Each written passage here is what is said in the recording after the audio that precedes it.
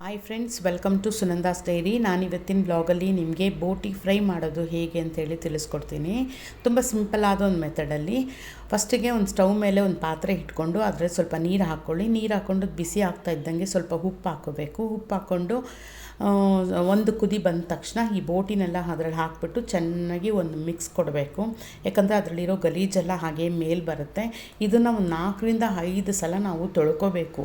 ಚೆನ್ನಾಗಿ ವಾಶ್ ಮಾಡಿದ್ರೇ ಇದರಿಂದ ಏನೇ ಒಂದು ಸೈಡ್ ಎಫೆಕ್ಟ್ಸ್ ಆಗೋದಿಲ್ಲ. ಅಂದರೆ ಹೊಟ್ಟೆ ನೋವು ನೀಟಾಗಿ ತೊಳಿಲಿಲ್ಲ ಅಂತಂದರೆ ನಾವು ಇದರಿಂದ ಹೊಟ್ಟೆ ನೋವೆಲ್ಲ ಬರುತ್ತೆ. ಅದಕ್ಕೋಸ್ಕರ ಇದನ್ನು ಚೆನ್ನಾಗಿ ತೊಳ್ಕೊಬೇಕು ನಾವು.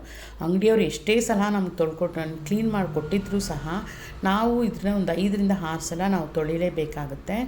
ಚೆನ್ನಾಗಿ ಅದರಲ್ಲಿ ಕುದ್ದ ಮೇಲೆ ಅದನ್ನು ಫಿಲ್ಟರ್ ಮಾಡ್ಕೋಬೇಕು. ಫಿಲ್ಟರ್ ಮಾಡಿಕೊಂಡು ಮತ್ತೆ ಇನ್ನೊಂದು ಸ್ವಲ್ಪ ನೀರು ಬಿಸಿ ಮಾಡಿಕೊಂಡು ಆ ನೀರನ್ನು ಇದರಲ್ಲಿ ಹಾಕ್ಕೊಂಡು ಚೆನ್ನಾಗಿ ತೊಳ್ಕೊಬೇಕು. ನೋಡಿ, ಈ ರೀತಿ ಬಿಸಿ ಬಿಸಿ ನೀರಿರಬೇಕು. ಇದನ್ನು ಹಾಕ್ಕೊಂಡು ಚೆನ್ನಾಗಿ ತೊಳ್ಕೊಂಡ್ರೆ ನಿಮಗೆಲ್ಲ ಗಲೀಜು ಬಂದುಬಿಡುತ್ತೆ. ಸುಮಾರು ಸಲ ಒಂದು 4-5 ಸಲ ತೊಳ್ಕೊಂಡ್ರೆ ಸಾಕು. ನಾವು ನೀಟಾಗಿ ಎಲ್ಲ ತೊಳ್ಕೊಂಡು ಮತ್ತೆ ಫಿಲ್ಟರ್ ಮಾಡ್ಕೊಳ್ಬೇಕು.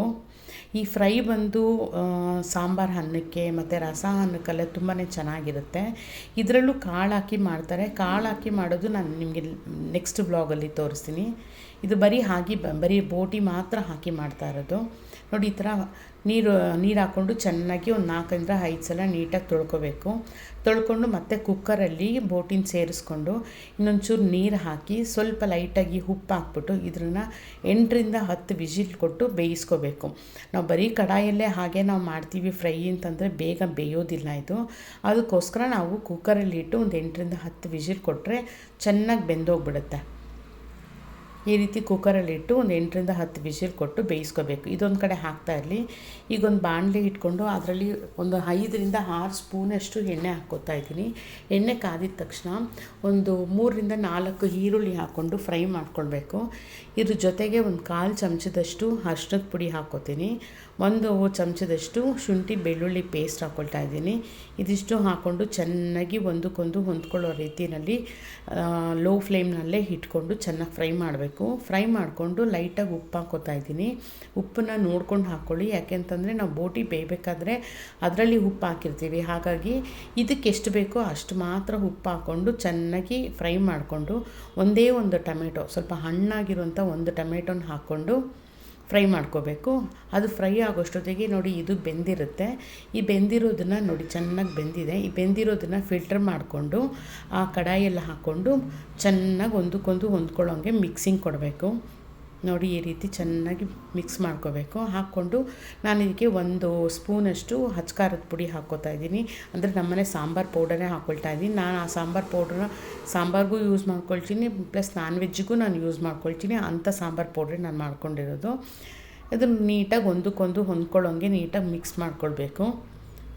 ಮಿಕ್ಸ್ ಮಾಡಿಕೊಂಡು ಒಂದು ಸಲ ಲಿಡ್ ಕ್ಲೋಸ್ ಮಾಡಿ ಮುಚ್ಚಿಟ್ಬಿಡಿ. ಒಂದು 2-3 ನಿಮಿಷ ಚೆನ್ನಾಗಿ ಬೇಯಲಿ. ನೋಡಿ, ಈಗ ಇಷ್ಟು ಬೆಂದಿರುತ್ತೆ. ಮತ್ತು ಇದನ್ನು ಲಿಡ್ಡನ್ನು ಓಪನ್ ಮಾಡಿ ಮತ್ತೆ ಇನ್ನೊಂದು ಸಲ ಮಿಕ್ಸ್ ಕೊಡಬೇಕು. ಮಿಕ್ಸ್ ಕೊಟ್ಟು ಇದಕ್ಕೆ 1 ಸ್ಪೂನಷ್ಟು ನಾನು ಗರಂ ಮಸಾಲ ಪೌಡ್ರ್ ಹಾಕ್ಕೊಳ್ತಾ ಇದ್ದೀನಿ. ಮತ್ತು 1 ಸ್ಪೂನಷ್ಟು ಪೆಪ್ಪರ್ ಪೌಡರ್ ಹಾಕ್ಕೊಳ್ತಾ ಇದ್ದೀನಿ. ಇದೆರಡನ್ನೂ ಹಾಕ್ಕೊಂಡು ಮತ್ತೆ ಇನ್ನೊಂದು ಸಲ ಚೆನ್ನಾಗಿ ಮಿಕ್ಸ್ ಕೊಡಬೇಕು. ಸ್ವಲ್ಪ ಹಸಿ ಸ್ಮೆಲ್ ಹೋಗೋವರೆಗೂ ನಾವು ಫ್ರೈ ಮಾಡಬೇಕು. ಇದನ್ನು ಚೆನ್ನಾಗಿ ಫ್ರೈ ಮಾಡಿಬಿಟ್ಟು ಒಂದು 1/4 ಗ್ಲಾಸಷ್ಟು ನೀರನ್ನು ಹಾಕಿ ಮತ್ತು ಸ್ಲೋ ಫ್ಲೇಮಲ್ಲೇ ಇಟ್ಟು ಲಿಡ್ಡನ್ನು ಕ್ಲೋಸ್ ಮಾಡಿ ಮತ್ತೆ ಬೇಯಿಸ್ಕೊಳ್ಳಿ. ಬೆಂದ ತಕ್ಷಣ ಬೋಟಿ ಫ್ರೈ ರೆಡಿಯಾಗಿರುತ್ತೆ. ತುಂಬಾ ಚೆನ್ನಾಗಿರುತ್ತೆ ಫ್ರೆಂಡ್ಸ್. ನೀವು ಒಂದು ಸಲ ಟ್ರೈ ಮಾಡಿ ನೋಡಿ. ಇದಕ್ಕೆ ಸ್ವಲ್ಪ ಮೇಲ್ಗಡೆ ಕೊತ್ತಂಬರಿ ಸೊಪ್ಪು ಉದುರಿಸ್ಕೊಳ್ಬೇಕು. ನಿಮಗೆ ಈ ವ್ಲಾಗ್ ಇಷ್ಟ ಆಗಿದೆ ಅಂದ್ಕೊಳ್ತೀನಿ ಫ್ರೆಂಡ್ಸ್. ನಿಮಗೆ ಈ ವ್ಲಾಗ್ ಇಷ್ಟ ಆಗಿದ್ರೆ ದಯವಿಟ್ಟು ಲೈಕ್ ಮಾಡಿ, ಶೇರ್ ಮಾಡಿ, ಮರೀದೆ ನನ್ನ ಚಾನಲ್ನ